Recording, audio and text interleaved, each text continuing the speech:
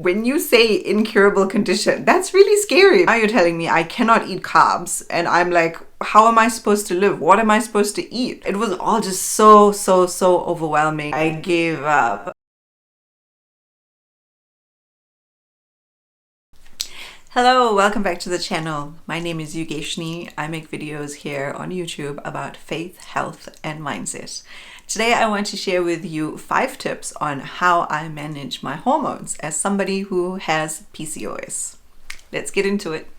Now, I am assuming that you know what PCOS is, and that's why you came to this video to begin with. But if you don't, essentially PCOS is a hormonal imbalance. PCOS stands for polycystic ovarian syndrome. That name is kind of misleading because a lot of people who actually have PCOS do not have cysts on their ovaries, and I am one of those people.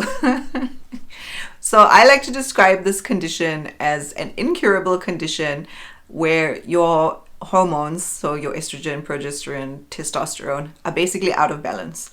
And your body in general will probably be out of balance as well. I think that the fact that I did not know what this condition was, I'd never heard of it, I didn't know anybody who had it, was actually a big problem because I didn't realize that something was wrong with me because I didn't know what was normal and what was not normal.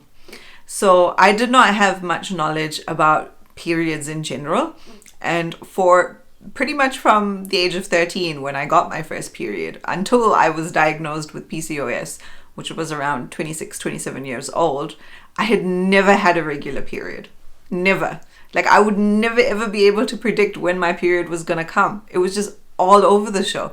And I actually thought that that was normal. The culture that I come from, speaking about periods is taboo. It's very hush-hush. Like, you have to pretend like you don't even get periods. Like, that's how hush-hush it is, which is so completely stupid. I really don't understand why that taboo exists, and I have actively been trying to stop it from carrying on in the next generations. And I would actually go and start talking to people about periods, and a lot of them feel very uncomfortable, but that's the point, right? It's that the only way to get rid of this taboo is to talk about it. In any case, so because I didn't have much knowledge about periods, I actually didn't know that there was something wrong with me. Had I known, I would have pretty much known since I was a teenager that I had PCOS, because the first sign is often that you have irregular periods. And as I said, if I had gone to the doctor then, I probably would have got diagnosed much earlier. I only got diagnosed around 26, 27, and it was because my period had not come for something like 42 days, which just seemed like outrageous to me. And for the first time in my life, I was starting to use an app to track my periods because I was like, no, I need to get on top of this. Like, I need to figure out how long my cycle is so that I can predict when my period is gonna come. And also, if I was to fall pregnant, I would need to know what my cycle was. So I started to track my period, and that should have been the first sign again that something was wrong because it was never consistent. But I think during that time, for the first time, it was 42 days and I hadn't had a period, and I was like, okay, something is wrong, maybe I'm pregnant. So I took a pregnancy test. The pregnancy test was false, and then I was like, okay, maybe it's just being how it always is, and I'll just wait a day or two. I waited a few more days, nothing happened. So I made an appointment with my doctor, went to go see the doctor, said, hey, this is what's going on. She made me take another pregnancy test, which was false. And she did some blood work, and when the results came back, it was blaringly obvious that my hormones were completely out of balance. And so she called me in and explained to me that I have this condition called PCOS. Well, first she asked me some other questions about my weight and if I've struggled with the weight gain, and about things to do with facial hair, and all these questions about my period, has it always been irregular? And I didn't understand why she was asking me all these questions. All of these symptoms seemed completely unrelated. So I was not able to figure out where she was going with all these questions. But basically she was trying to see if I had all the symptoms, and I did have most of the symptoms. I had really struggled during that time with my weight. I was just gaining weight crazy, and I put it down to the fact that I was still newly married, and a lot of people gain weight when, you know, they're newly married. So I just thought that, you know, this is just the few kgs that you gain when you get married, and, you know, it will normalize with time. But in reality, what was happening was that my PCOS had gotten much worse, and I was gaining weight, I was growing facial hair, I was losing the hair on my head. I was just not in a good state. There's a criteria that doctors have to go through, or checklist, if you will, and you have to have 2 out of 3 of the main symptoms in order to be diagnosed with PCOS. And so I did have 2 out of the 3 symptoms, and so she gave me an official diagnosis. And she told me that this is an incurable condition, and it will affect my fertility, it will affect my weight gain, it will affect how my body processes food. And she was like, people who have this condition often deal with mental health issues as well. So basically she had no good news for me. And she said to me that I need to lose weight, like a significant amount of weight. She wanted me to lose like 8 to 10 kilos and to stop eating carbs altogether. And she was like, try that. And she wanted to give me metformin, which is actually a medicine used for diabetic patients. And she was like, that will help you to lose weight, and then once you lose weight, like, you will start seeing your symptoms getting better. This was so overwhelming for me when she first said this to me. I was, first of all, in shock that I had a condition. This is the first time I've been diagnosed with some sort of incurable condition. And when you say incurable condition, that's really scary, because, like, first of all, I'd never heard of PCOS. Came in here thinking that, oh, I just had like a random one-off weird period. Now hearing I have an incurable condition that I'm gonna have to deal with for the rest of my life. Now you're telling me I cannot eat carbs, and I'm like, how am I supposed to live? What am I supposed to eat? Like, rice and bread and pasta is like the basis of my diet at this point, and now I have to like completely give it up. Yeah, it was all just so overwhelming, and I just felt like, what am I supposed to do? Like, I cannot do this. I cannot do this treatment plan. And I did not want to take the metformin. I've never handled any form of medication well, and I was very hesitant to get onto metformin. It had a lot of side effects. So I was pretty much like, okay, no, let me at least try these lifestyle changes and see like if it's going to have any effect at all. So I basically went into a phase of research and changing my diet. And I think for a solid 6 months, I cut out carbs and I exercised more, and I was just doing everything that I possibly could to lose those 8 to 10 kilos that she told me I needed to lose in order to be better. I was so stressed out during the 6 months in trying to follow a low carb diet, in trying to constantly exercise, in trying to constantly eat perfectly, that I do not think that it was helping me at all. If anything, it was probably making me more ill, because after that 6 months, I just couldn't handle it anymore. It was so difficult for me to remove carbs from my life. It was so difficult for me to eat the way that they were telling me to eat, because food for me is a social thing, you know. When I spend time with family or friends or loved ones, you know, usually there's food around. Or if I go and meet up with a friend, we're probably going to go to a cafe and eat something, or, you know, have a tea or a coffee and have like a little treat with that. That was the kind of lifestyle that I was living. And now it felt like I couldn't even socialize with anybody anymore, because all social activities involve some kind of food. Every time I would go somewhere, like if we went for a picnic with the family and stuff, I would have to make my own meal and eat that while watching everybody else enjoying the food that they were eating, while I was just eating like a rabbit. And like all of this was messing with my mind so much. It was so difficult. And that is really when I started to see my mental health decline. And it really only got worse from there. After 6 months of following this low carb diet, I gave up. I could not handle it anymore. I could not handle the stress. And I felt like I just could not do this anymore. So I literally just gave up. That is when I just went back to doing everything that I wasn't supposed to do. Basically, I just spiraled and I ended up in a really bad place. I couldn't handle it anymore. I was emotionally eating. I was depressed. I was sitting down most of the time. I was just not living a good life, basically. And I felt stuck. I felt like I could not get out of it. And here I am now, 2024, finally out of that spiral, finally understanding my body, finally, giving myself the time, the patience, the understanding to like work through what is healthy eating for me. And so after this long story of telling my own experience, I'm going to give you the 5 tips that I follow to help my hormones be in balance.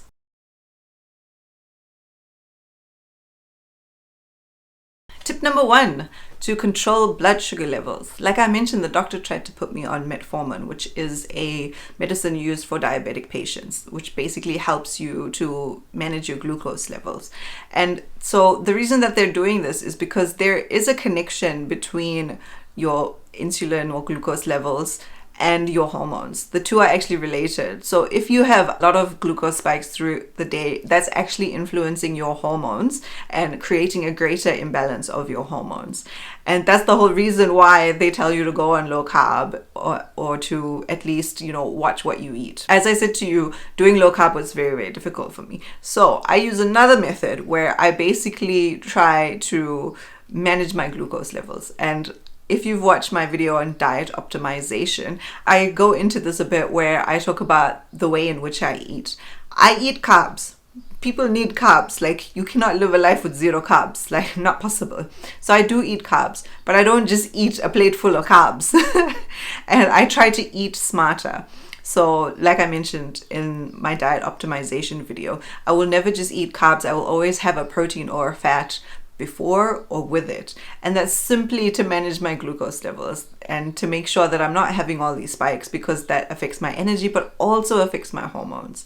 By me being a bit more careful about all the things that are on my plate that I'm having at mealtime, I can manage my glucose levels and then not create such a big imbalance in my hormones. Tip number 2, remove hormone disruptors. Now, this is something I never ever thought about, but a couple of years after I got my diagnosis, I actually went to go and see a specialist, an endocrine specialist, and she gave me this advice. And as I said, I'd never ever thought about it, but she said to me that I should stop using certain products like shampoos, lotions, soaps that I was using at the time. And she had recommended a brand that was like really good and all natural and blah, blah, blah. But it was so expensive. There was no way that I would be able to manage to pay that kind of money. But when I did more research, I understood where this was coming from. A lot of the products that we use today, not just on our body, even cleaning products, things that we use to clean the kitchen, the bathroom, whatnot, all of these have chemicals in it that are actually hormone disruptors. So they affect your hormones in your body. So if you are constantly being exposed to these hormone disruptors, you're adding to your problem. If you already have a hormonal imbalance, you're just adding to your problem here. This is actually something that has been very difficult for me to change simply because of the cost. Like I said, the products that she had mentioned to me were of a brand that was so expensive. There's no way I'll ever be able to afford that. So I really started to target the easy things in my life. So for example, I do not use any moisturizers or lotions or creams that come in a bottle, like I don't use any of that stuff. To moisturize, I use one product and one product alone, and that is coconut oil. Extra virgin coconut oil. That's the only thing that I use. And it has been a couple of years that literally that is all I use. I do not buy any lotions at all. And the reason why I picked this product is because, as we know, your skin is the largest organ in your body and it absorbs whatever you put on it. So if I am slathering myself with this fancy, nice smelling lotion that's actually full of hormone disruptors, that's really a place where I'm constantly being exposed. So let me try and remove that. So that was an easy thing for me to do. So literally, coconut oil, extra virgin, the most unprocessed and the most pure form of coconut oil that I can find. That is all that I use as a moisturizer. I'm still trying to figure out the ideal cleaning product. I kind of want to make my own, but I need something that's actually going to be good. So I'm still trying to figure that out. So right now, the products that I am still using, they have minimal ingredients in them, but still they're not ideal. So I'm slowly trying to shift into a phase where everything that I'm using, my shampoo, my conditioner, my soap, my cleaning products, I want them all to be in the most pure form because, as I said, all of the things that exist are all hormone disruptors. Tip number 3 is simply to move your body more. And I don't like to use the word exercise or work out because when I say that, people think you have to go to the gym and you have to kill yourself and that's the only thing that's going to help you. No. Movement actually influences your hormonal health. And also it helps with insulin resistance. A lot of people who have PCOS have insulin resistance as well, which basically means that they can't process sugar very well or carbs very well. So when you exercise, you're influencing your hormones and insulin resistance for the better. I would say that you would have to find something that is sustainable. For me, I never used to enjoy going to the gym. I just never was a gym person. I prefer like going out and like biking and hiking. I think more social exercises or movements is what I've always enjoyed. So I focus on that. But of course, there are certain times where you're not going to be able to do that. Maybe the weather's bad, it's raining or whatnot. And so you need to supplement with something else. So for me, I do both. So I do work out, I do go to the gym, but I actually have a trainer. My work actually provides this as a work incentive. So our whole team, we train together as a team. I've noticed that when you train as a group, it's actually greater incentive and you will always show up. Whereas if I were to go to the gym by myself, if I told myself every week I'm going to go to the gym by myself twice a week, it wouldn't stick. and I don't know why, but that just never worked for me. But this has been working for me. So I don't just rely on that though. I don't rely just on the workouts that I do with my trainer at the gym. I try to be as active as possible outside of that. And I think that makes an overall difference. So instead of just like working out for 1 hour a day and sitting for the rest of your day, try to incorporate movement in every part of your life. If you can bike or walk to work, do that. Or if you take the bus to go to work, stop at 2 stops before where your work is and walk that short distance. Go up the stairs instead of taking the elevator. If you have to go to the supermarket and the supermarket is within walking distance from your house, walk. Carry your own groceries. All of these little things, they add up.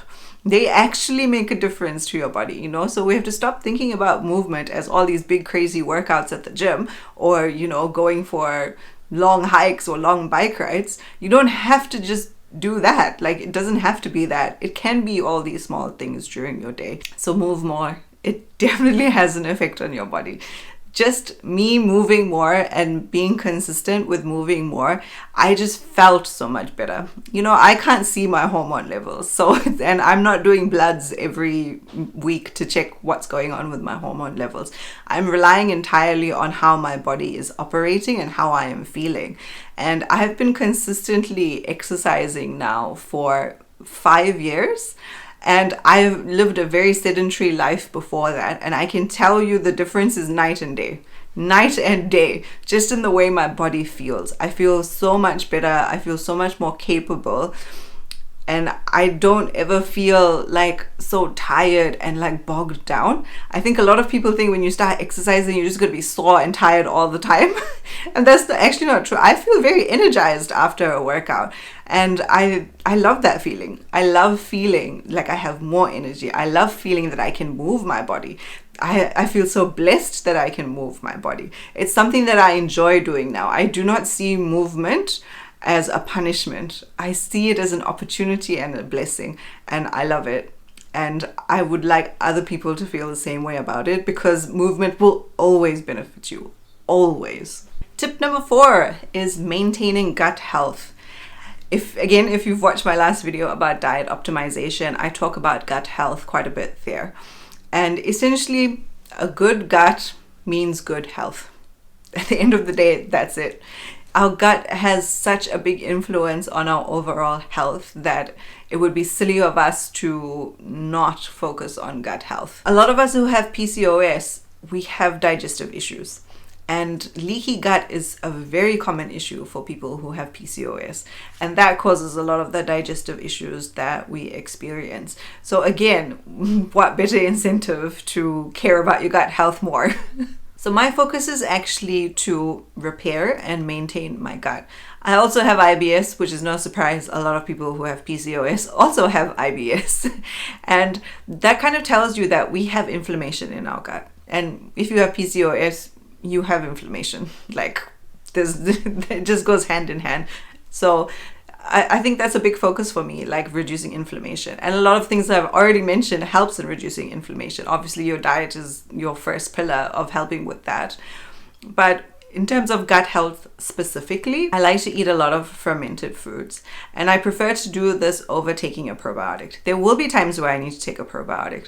So for the last couple of months, I have been taking a probiotic because I have been recovering from SIBO. I had a bout of SIBO, which is small intestinal bacterial overgrowth, and I had to take some antibiotics to like clear that out and heal from that. And so I was rebuilding my gut, so I was using probiotics to help with that. But I never ever rely on that, because probiotics from natural sources will always be more beneficial than taking a pill. So whilst I was taking a probiotic pill, I was also having actual probiotics like yogurt and kimchi, and occasionally I will have kombucha. It's a bit cold now, so I'm not really wanting to have kombucha, but those kind of products, they are natural probiotics. And with things like kimchi, you've also got the prebiotics fiber in it as well, so that's an extra bonus there.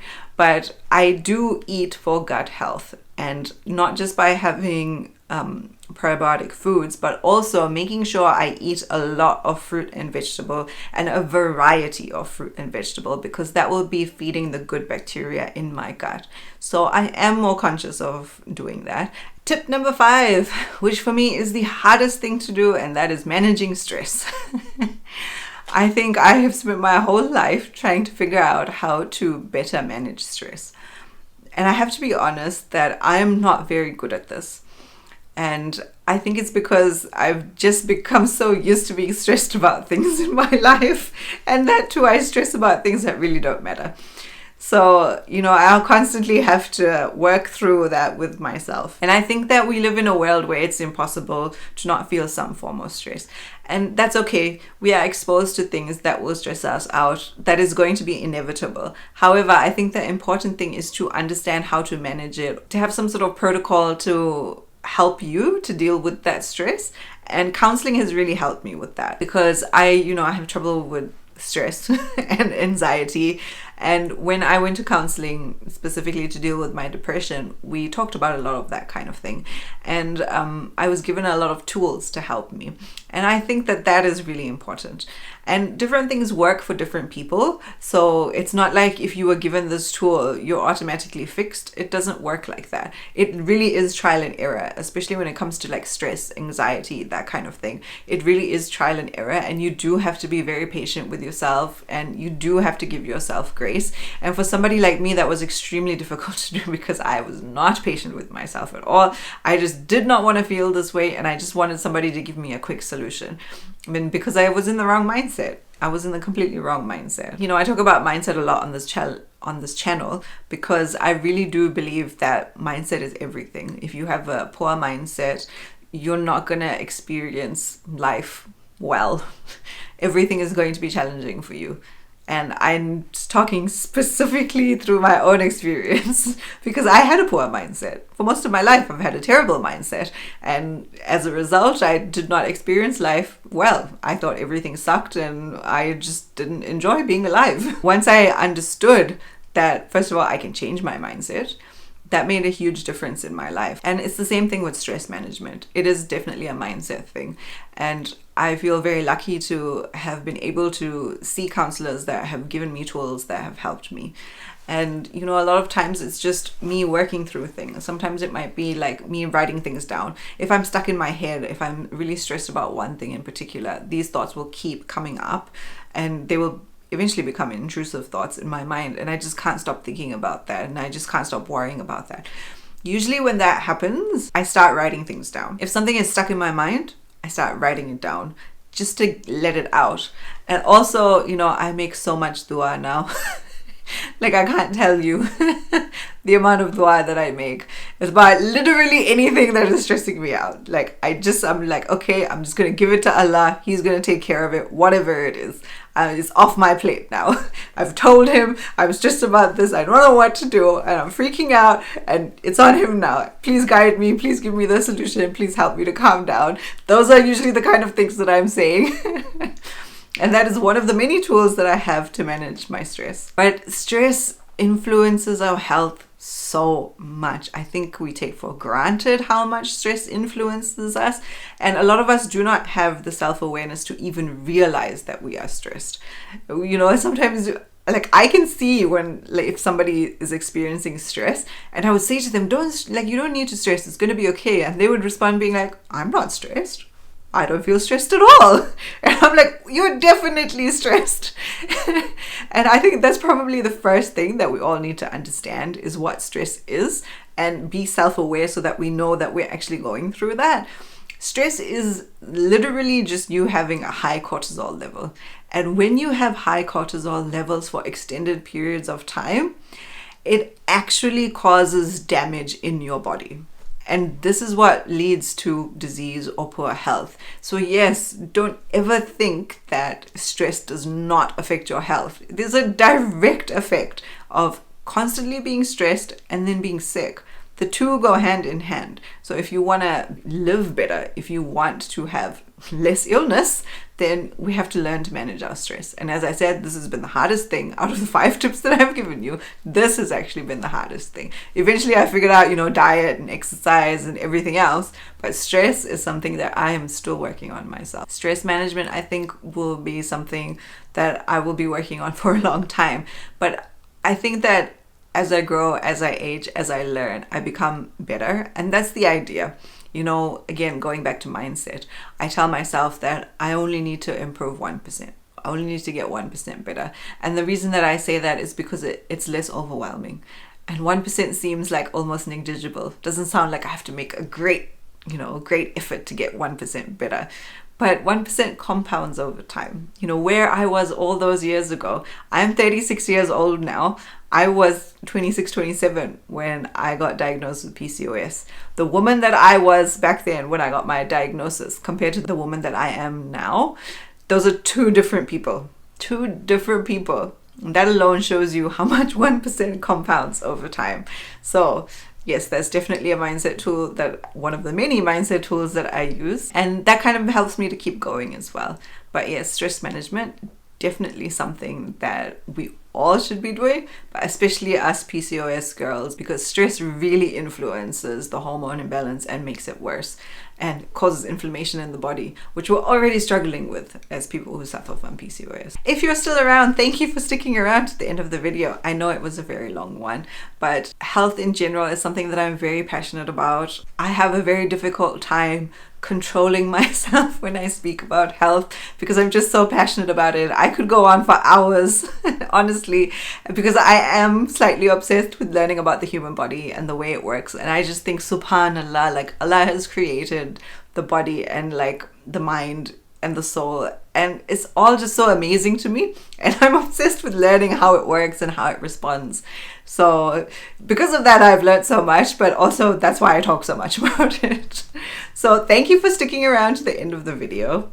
I hope that you have benefited from this in some way, shape or form. If you are only just starting your journey now, if you've only just realized that you have PCOS and you are feeling overwhelmed just as I was, know that it is okay. It is okay. Now that you know you have this condition, do not feel like all is lost, because it is not. It can be managed. Just take it one step at a time, one small change at a time, 1% better each day, and that will compound over time. Do not allow the world to tell you that you need to make all of these changes now if you want to be healthy. One step at a time. Do what's easy first, because that will be the most sustainable change for you. One step at a time, 1% better each day. Thank you for watching the video. I'll catch you in the next one. Bye for now.